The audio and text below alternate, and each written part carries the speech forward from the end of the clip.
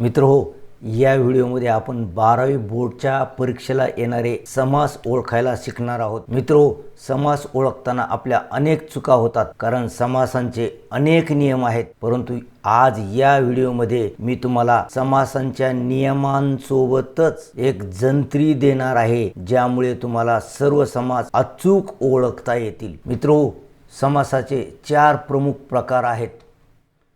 अव्ययी भाव समास, तत्पुरुष समास, द्वंद्व समास आणि बहुव्रीही समास। आणि तत्पुरुष समास आणि द्वंद्व समास यांचे प्रत्येकी 3 उपप्रकार आहेत। अशा प्रकारे तुम्हाला 12वी बोर्डच्या परीक्षेमध्ये एकूण 8 समास आहेत। मित्रहो, सामासिक शब्दामध्ये 2 पदे असतात। हे तुम्ही समासावरील पहिल्या व्हिडिओमध्ये म्हणजे समास म्हणजे काय या व्हिडिओमध्ये शिकलेलाच आहात। हा व्हिडिओ जर तुम्ही पाहिलेला नसेल तर या व्हिडिओच्या डिस्क्रिप्शन बॉक्समध्ये दिलेल्या लिंकवर क्लिक करून हा व्हिडिओ अवश्य पहा। 2 पदांपैकी कोणत्या पदाला महत्त्व दिलेले आहे यावरून समासाचे 4 प्रमुख प्रकार पडतात आणि हे 4 प्रमुख प्रकार कोणते आहेत हे आपण या ठिकाणी पाहणार आहोत। चला आता कोणत्या पदाला प्राधान्य दिलेले आहे त्यावरून समास कसा ओळखायचा हे अगोदर आपण या ठिकाणी माहित करून घेऊया। सुरुवातीला आपण कोणत्या पदाला प्राधान्य दिलेले आहे हे घेतलेले आहे, त्यानंतर समासाचे नाव आणि त्यानंतर समासाची उदाहरणे आपण या ठिकाणी घेतलेली आहेत। जर पहिल्या पदाला प्राधान्य म्हणजेच महत्त्व दिलेले असेल तर तो अव्ययी भाव समास असतो आणि याची उदाहरणे प्रतिदिन, दिवसेंदिवस 2 प्रकारची उदाहरणे या ठिकाणी घेतलेली आहेत। पुढे ही उदाहरणे तुम्हाला कळणारच आहेत। जर दुसऱ्या पदाला प्राधान्य दिलेलं असेल तर तो तत्पुरुष समास असतो। मित्रो, तत्पुरुष समासाचे 3 प्रकार आहेत। तोंडपाठ, चंद्रमुख आणि त्रिकोण अशा प्रकारे 3 प्रकारांची 3 उदाहरणे आपण या ठिकाणी घेतलेली आहेत। जर दोन्ही पदे प्रधान म्हणजे महत्त्वाचे असतील तर तो असतो द्वंद्व समास। द्वंद्व समासाचे देखील 3 प्रकार आहेत। याची उदाहरणे पहा। आई वडील, खरे खोटे, भाजीपाला। 3 समासांची 3 उदाहरणे इथे घेतलेली आहेत। आणि दोन्ही पदे गौण असतील म्हणजे 2 पदाव्यतिरिक्त तिसराच अर्थ जर निघत असेल तर तो असतो बहुव्रीही समास। याची उदाहरणे पहा। नीलकंठ, लंबोदर, जितेंद्रिय। मित्रो, या ठिकाणी आपण समासांचा ढोबळमानाने आढावा घेतलेला आहे, परंतु आता आपल्याला एका समासाचा सविस्तर अभ्यास करायचा आहे। म्हणून व्हिडिओ शेवटपर्यंत पहा, कारण या पाठामधील समास जर तुम्हाला समजले तर व्हिडिओच्या शेवटी दिलेल्या कृतीमधील समास आणि परीक्षेमध्ये येणारे समास तुम्हाला नक्की ओळखता येतील। चला तर मग आता शिकूया समास कसे ओळखायचे अगदी सोप्या पद्धतीने। मित्रहो, नमस्कार, मी डॉक्टर नारायण भिडवे। मित्रो, सर्वप्रथम आपण अव्ययी भाव समास कसा असतो हे समजून घेऊयात। पहा, या समासातील पहिले पद अव्यय म्हणजेच उपसर्ग असते। अव्ययी भाव समासातील पहिले पदे अर्थाच्या दृष्टीने महत्त्वाचे असते आणि या सामासिक शब्दाचा वापर क्रियाविशेषणासारखा होतो, हे लक्षात ठेवा। जर सामासिक शब्द क्रियाविशेषणासारखा येत असेल तर निश्चितच तो अव्ययी भाव समास असेल। उदाहरणार्थ, आ जन्म। पहा, या ठिकाणी आ हा उपसर्ग आलेला आहे, जन्म या शब्दाला तो जुटलेला आहे आणि आजन्म शब्द तयार झालेला आहे। जन्मापासून, पहा, जन्मापासून या अर्थावरून आपल्याला कळतं की हा शब्द क्रियाविशेषणासारखा काम करतो। यथाशक्ती, यथा हा उपसर्ग शक्तीला लागून यथाशक्ती शब्द तयार झालेला आहे आणि त्याचा अर्थ आहे शक्तीप्रमाणे। प्रतिदिन, त्याचा अर्थ आहे प्रत्येक दिवशी। दररोज, हर हमेशा, बिनधोक, बेलाशक। पहा, हे सर्वच्या सर्व शब्द क्रियाविशेषणाप्रमाणे वापरण्यात येतात। अव्ययी भाव समासामध्ये आणखी काही उदाहरणे आहेत। पहा, काही शब्दांची द्विरुक्ती होऊन देखील अव्ययी भाव समास तयार होतो। द्विरुक्ती म्हणजे काय? रिपिटिशन म्हणजे पुनरावृत्ती, म्हणजे तोच शब्द दोनदा येऊन जेव्हा सामासिक शब्द तयार होतो त्यावेळी देखील अव्ययीभाव समास असतो. याची उदाहरणे पहा. गावोगावी पहा, गाव हा शब्द दोनदा आलेला आहे आणि गावोगावी शब्द तयार झालेला आहे. गल्लोगल्ली, प्रत्येक गल्लीत. परंतु यासाठी एक महत्त्वाचं आहे मित्रो, जेव्हा याचा विग्रह आपण करतो त्यावेळी हा अव्यय आपल्याला घालावा लागतो. म्हणूनच याला अव्ययीभाव समास म्हणतात. हे जे शब्द आहेत का, हे अव्ययीभाव समासाचे असण्याचं कारण म्हणजे विग्रह करताना अव्यय आपल्याला घालावं लागतं. म्हणून ही उदाहरणे तुमच्या वहीमध्ये लिहून ठेवा, कारण अव्ययीभाव समासाच्या उदाहरणांपेक्षा थोडी वेगळी आहेत. शब्दांची द्विरुक्ती होऊन हे शब्द तयार झालेले आहेत. चला आता पुढील समास पाहूया, तत्पुरुष समास. मित्रो, या समासात दुसरे पद महत्त्वाचे असते. उदाहरणार्थ लोकार्पण, नीलकमल, त्रिकोण. पहा, या तिन्ही शब्दामध्ये अर्पण, कमल, त्रिकोण हे दुसरं पद महत्त्वाचं आहे. मित्रो, तत्पुरुष समासाचे देखील 3 प्रकार आहेत. विभक्ती तत्पुरुष समास, कर्मधारय समास आणि द्विगु समास. चला आता यातील पहिला समास पाहूया, विभक्ती तत्पुरुष समास. विभक्ती तत्पुरुष समासातील शब्दामधील 2 पदामध्ये विभक्तीचा संबंध असतो, लक्षात ठेवा. आणि विग्रह करताना विभक्तीची प्रत्यय आणि शब्दयोगी अव्यय आपल्याला वापरावी लागतात. विभक्तीची कोणती प्रत्यय आहे? चा, ची, चे, ला, नी, शी. आणि शब्दयोगी अव्यय पासून, साठी, तील. जेव्हा आपण या सामासिक शब्दाचा विग्रह करतो त्यावेळी ही प्रत्यय आणि ही अव्यय आपण वापरतो. उदाहरणार्थ लोकप्रिय, लोकांना प्रिय. कष्टसाध्य, कष्टाने साध्य. चोर भय, चोरापासून भय. घर मालक, घराचा मालक. नाट्यगृह, नाट्यासाठी गृह. वनभोजन, वनातील भोजन. रामभेट, रामाची भेट. पहा, विग्रह करताना प्रत्येक शब्दाला काय लागलेलं आहे? विभक्ती प्रत्यय किंवा शब्दयोगी अव्यय लागलेला आहे. आणि हेच वैशिष्ट्य आहे विभक्ती तत्पुरुष समासाचं. हे लक्षात ठेवा. जेव्हा आपण विग्रह करतो आणि त्याला अव्यय लागला की तो असेल विभक्ती तत्पुरुष समास. पहा, आणखी एक शब्द आपण घेतलेला आहे, दानशूर, दानासाठी शूर. चला आता पुढील समास पाहूयात, कर्मधारय समास. कर्मधारय समासामध्ये दोन्ही पदे एकाच विभक्तीत असतात. हे एक वैशिष्ट्य आहे आणि बहुतेक ती प्रथमा विभक्ती असते. दुसरं वैशिष्ट्य म्हणजे एक पद दुसऱ्या पदाचे विशेषण किंवा विशेष्य किंवा उपमान किंवा उपमेय असते. पहा, एक पद किंवा दोन्ही पदामध्ये विशेषण, विशेष्य, उपमान, उपमेय अशा प्रकारचं नातं असतं. किंवा कधीकधी दोन्ही पदे एकरूप असतात, लक्षात ठेवा. तर कर्मधारय समासाचं हे वैशिष्ट्य आहे. पायाची उदाहरणे, नीलकमल, दोन्ही प्रथमा विभक्तीमध्ये असे आहेत. निळे असलेले कमल. पाया, दोन्ही पदांचं नातं आहे विशेषण नाम. सत्पुरुष, सत्य असा पुरुष, पदांचं नातं आहे विशेषण नाम. महाराष्ट्र, महान असे राष्ट्र, पदाचं नातं आहे विशेषण आणि नाम. नरोत्तम, पाय, या ठिकाणी नर हे नाम अगोदर आलेलं आहे आणि उत्तम हे विशेषण नंतर आलेलं आहे. तर या ठिकाणी पदाचं नातं नाम विशेषण असे. घन निळा, ढगासारखा निळा, या ठिकाणी देखील नाम आणि विशेषण असं या सामासिक शब्दामधील पदांचं नातं आहे. नरसिंह, या ठिकाणी देखील नरसिंह म्हणजे नाम आणि विशेषण. मित्रो, सिंह हा शब्द किंवा हे पद या ठिकाणी विशेषणासारखं काम करतं, म्हणून नाम विशेषण असं नातं आहे. श्याम सुंदर, सावळा असलेला सुंदर, दोन्हीही विशेषणेच आहेत. कमल नयन, पहा, या ठिकाणी उपमान आणि उपमेय असं या पदांचं नातं आहे. कमळ हे आहे उपमान, उपमा दिलेली आहे नयनाला, डोळ्याला कमळाची. विशेषणाप्रमाणे सुद्धा हे काम करतं उपमान. कमळासारखे डोळे, अशा प्रकारे या ठिकाणी उपमा आलेली आहे. मुख कमल, या ठिकाणी पहा, अगोदर उपमेय आलेलं आहे आणि त्यानंतर उपमान आलेलं आहे. कमळाची उपमा मुखाला या ठिकाणी दिलेली आहे.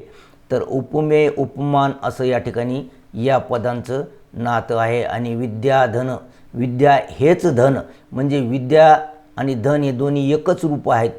अशा प्रकारे या ठिकाणी एकच रूप असलेली पदे वापरलेली आहेत. अशा प्रकारे एकरूप पदे असतील, उपमेय उपमान, उपमान उपमेय, विशेषण नाम, विशेषण विशेषण किंवा नाम विशेषण, असं नातं जेव्हा पदांमध्ये असतं त्यावेळी कर्मधारय समास असतो. हे लक्षात ठेवा मित्रो. कर्मधारय समास आणि विभक्ती तत्पुरुष समास यामध्ये गोंधळ होऊ देऊ नका.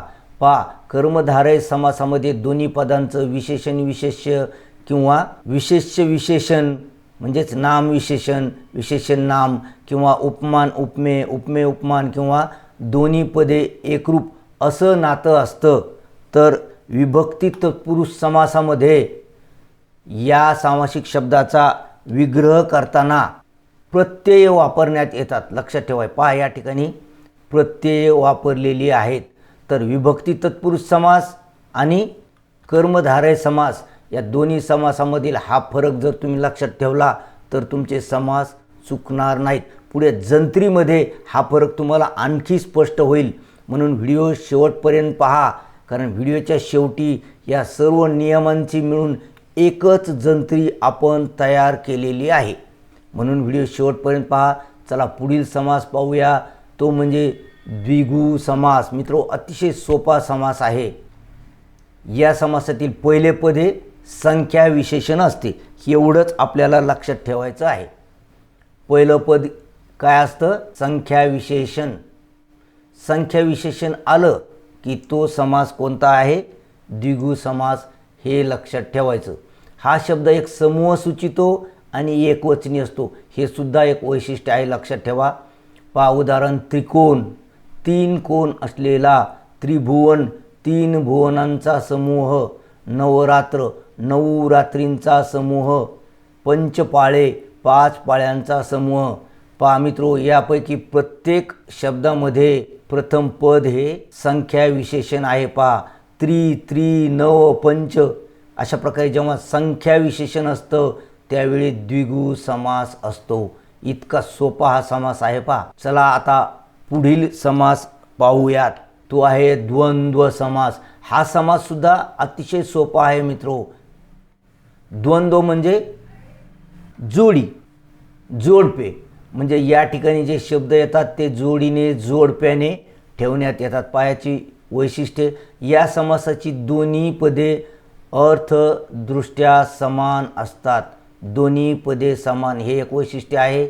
या समासात ही समान पदे जोडीने ठेवण्यात येतात. द्वंद्व या शब्दातच हा अर्थ आहे. समान पदे जोडीने ठेवण्यात येतात. लक्षात ठेवा. उदाहरणार्थ, बहीण भाऊ, बहीण आणि भाऊ समान पद आहेत. कृष्ण अर्जुन, कृष्ण आणि अर्जुन. भले बुरे, चहा पाणी. अशा प्रकारे जोडीने शब्द या ठिकाणी ठेवण्यात आलेले आहेत आणि समान पदे असतात. मित्रो, द्वंद्व समासाचे सुद्धा 3 प्रकार आहेत, परंतु हे अगदी सोपे आहेत. विग्रह करण्याच्या पद्धतीवरून हे 3 प्रकार पडतात.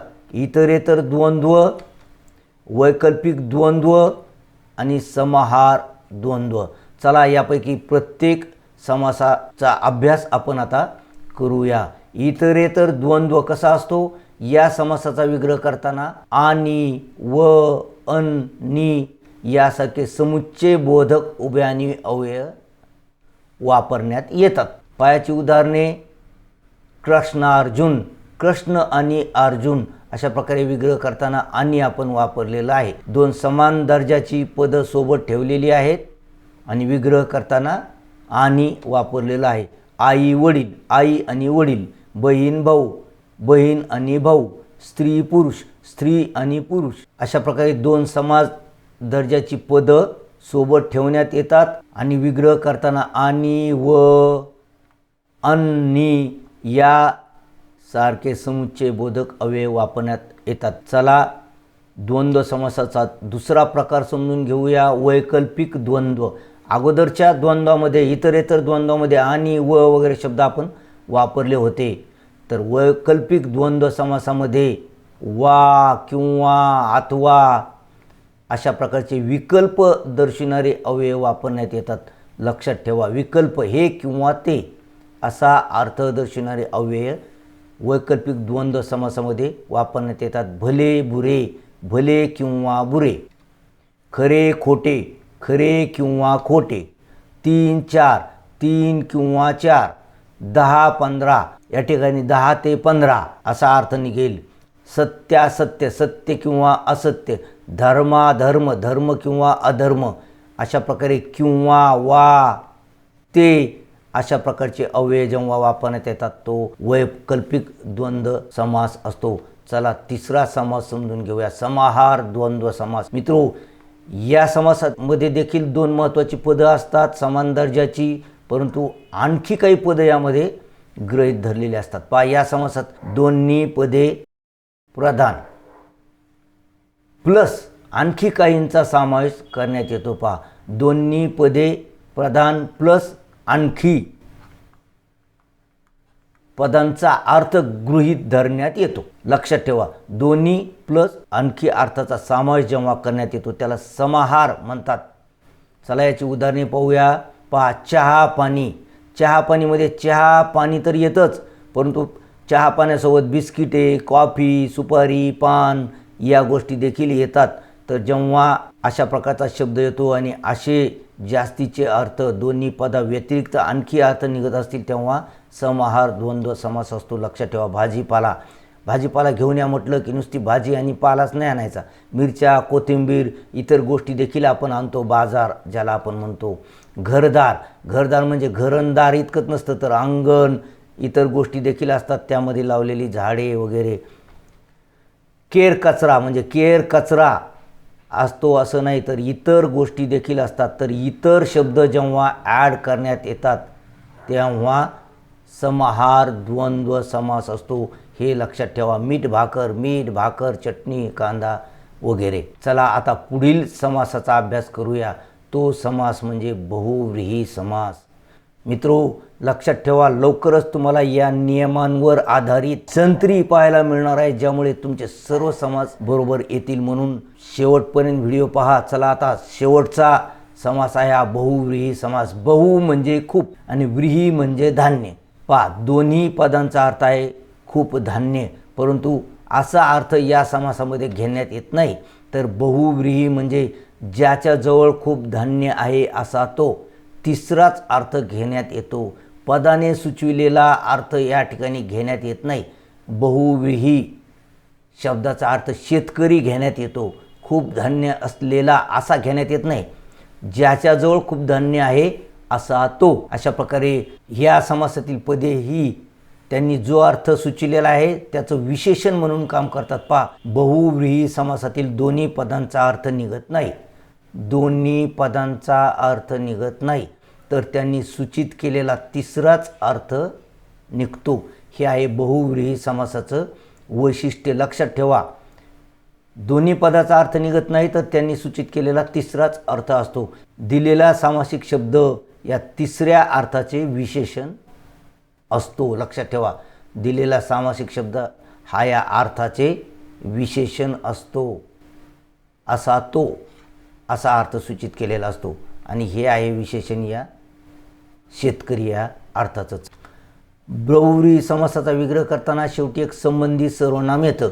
जसे ज्याची, ज्याला, ज्याने अशा प्रकारे संबंधित सर्वनाम या ठिकाणी येतं. असा तो असं या ठिकाणी आलेलं. पहा उदाहरणे, जितेंद्रिय. जिंकली आहेत इंद्रिय ज्याने तो. म्हणजे हनुमान असा अर्थ याचा घ्यायचा आहे, परंतु या पदांनी सूचित केलेला शब्द हनुमानाचं विशेषण म्हणून काम करतो. या ठिकाणी संबंधित सर्वनाम देखील आलेलं आहे. पितांबर. पिवळे आहेर वस्त्र ज्याचे तो. म्हणजे विष्णू असा अर्थ या ठिकाणी आपल्याला घ्यायचा असतो. निळकंठ. निळा आहे कंठ ज्याचा तो. अशा प्रकारे या ठिकाणी शंकर असा अर्थ आपल्याला घ्यायचा आहे. गोपाल. गायी पालन करतो असा तो. श्रीकृष्ण. अशा प्रकारे बहुव्रीही समासामधील पदे या पदांचा अर्थ निघत नाही तर तिसराच अर्थ सूचित करतात. जेव्हा आपण हा तिसरा अर्थ घेतो किंवा तिसरा अर्थ निघतो त्यावेळी बहुव्रीही समास असतो. मित्रो, आता या समासाच्या सर्व नियमांची मिळून आपण जी जंत्री तयार केलेली आहे ती आपण पाहणार आहोत. पहा, या ठिकाणी समास आपण घेतलेला आहे आणि या ठिकाणी समास ओळखण्याची जंत्री घेतलेली आहे. पहा, जर अव्ययीभाव समास असेल तर या ठिकाणी शब्दाचा क्रियाविशेषणासारखा वापर होतो, लक्षात ठेवा. विभक्ती तत्पुरुष समास असेल तर विग्रह करताना अव्यय किंवा प्रत्यय आपल्याला वापरावी लागतात. जर कर्मधारय समास असेल तर दोन्ही पदे प्रथम विभक्तीत असतात किंवा एकाच विभक्तीत असतात आणि पदांचं नातं विशेषण विशेष्य, उपमान उपमेय, विशेषण किंवा दोन्ही पदे एकरूप अशा प्रकारचं नातं जेव्हा पदांचं असतं त्यावेळी कर्मधारय समास असतो. द्विगु समासामध्ये प्रथम पदे संख्या विशेषण असतं, लक्षात ठेवा. इतरेतर द्वंद्वमध्ये दोन्ही पदे समान असतात आणि अन व या अव्ययाने ती जोडलेली असतात. तर वैकल्पिक द्वंद्वमध्ये देखील दोन्ही पदे समान असतात आणि किंवा अथवा वा या अव्ययाने ती जोडलेली असतात. तर समाहार द्वंद्व समासामध्ये पदांनी सुचवलेल्या गोष्टीपेक्षा जास्त गोष्टींचा त्यामध्ये अंतर्भाव करण्यात येतो. उदाहरणार्थ चहा पाणीमध्ये बडीसोप, सुपारी वगैरे गोष्टी देखील येतात आणि पदं आहेत फक्त चहा आणि पाणी. जेव्हा असे जास्तीचा अर्थ या पदांनी सुचवलेला असतो त्यावेळी समाहार द्वंद्व समास असतो. आणि बहुव्रीही समासामध्ये दोन्हीही पदं महत्त्वाचे नाहीत, तर शब्दातील पदे तिसरीच गोष्ट सूचितात, लक्षात ठेवा. दोन्ही पदे या ठिकाणी गौण असतात. मित्रो, व्हिडिओ पॉज करून ही जंत्री तुमच्या वहीमध्ये अगदी सविस्तर लिहून ठेवा. पुढील व्हिडिओमध्ये परीक्षेत आलेले समास ज्यावेळी तुम्ही सोडवाल त्यावेळी तुम्हाला या जंत्रीची गरज पडणार आहे. आणि आता या पाठावर आधारित समास ओळखण्यासाठी जी कृती तुमच्यासाठी आहे त्या कृतीसाठी देखील ही जंत्री वापरा. पहा, खालील शब्दातील समास ओळखा. या ठिकाणी 6 शब्द आपण घेतलेले आहेत. जंत्री वापरा, या ठिकाणी शिकलेले नियम वापरा आणि काय करायचं आहे तुम्हाला, या शब्दांमधील समास ओळखायचे आहेत आणि उत्तरे कॉमेंट बॉक्समध्ये लिहा. पाहूया, हे जर सर्वच्या सर्व शब्द तुमचे बरोबर आले तर समजायचं समास तुम्हाला चांगला समजलेला आहे. मित्रो, आशा करतो की हा व्हिडिओ तुम्हाला आवडला असेल, तुमच्या उपयोगाचा होईल. व्हिडिओ आवडला असल्यास त्याला लाईक करा, आपल्या मित्रांसोबत व्हिडिओ शेअर करा आणि चॅनलवर पहिल्यांदाच आलेला असल्यास चॅनलला सबस्क्राईब करून बाजूची घंटीसुद्धा दाबा. त्यामुळे चॅनलवर यानंतर येणाऱ्या व्हिडिओची सूचना तुम्हाला सर्वप्रथम मिळेल. आणि मित्रो, आपल्या चॅनलवर मराठीसोबतच इंग्रजीचा संपूर्ण अभ्यास दिलेला आहे. यूट्यूब ॲपमध्ये जेव्हा तुम्ही डॉक्टर नारायण बिडवे या नावाने सर्च कराल त्यावेळी आपले चॅनल दिसेल आणि व्ह्यू चॅनलवर क्लिक केल्यानंतर आपले चॅनल ओपन होईल. चॅनलवरील होम बटनवर क्लिक केल्यानंतर सेक्शन 1 क्लास 12 इंग्लिश आणि मराठी नावाचे सेक्शन तुम्हाला दिसेल. या सेक्शनमध्ये 12वी इंग्रजी आणि मराठीचे संपूर्ण व्हिडिओज दिलेले आहेत. त्या ठिकाणी क्लिक करून तुम्हाला हवे ते व्हिडिओज तुम्ही पाहू शकता. यासोबतच मित्रो, क्लास 12 इंग्लिश आणि मराठी नावाचा व्हॉट्सअप ग्रुप या ठिकाणी दिलेला आहे. या ग्रुपची लिंक खाली डिस्क्रिप्शन बॉक्समध्ये दिलेली आहे. त्या लिंकवर क्लिक करून या व्हॉट्सअप ग्रुपमध्ये जॉईन व्हा, कारण यामुळे तुम्हाला अगदी घर बसल्या 12वी इंग्रजी आणि मराठीचा अभ्यास करता येईल. आणि मित्रो, या ठिकाणी दिलेले हे 2 व्हिडिओज अवश्य पहा. भेटूया समासावर बोर्ड परीक्षेमध्ये आलेले प्रश्न सोडविण्यासाठी. तोपर्यंत have a good day. Thank you.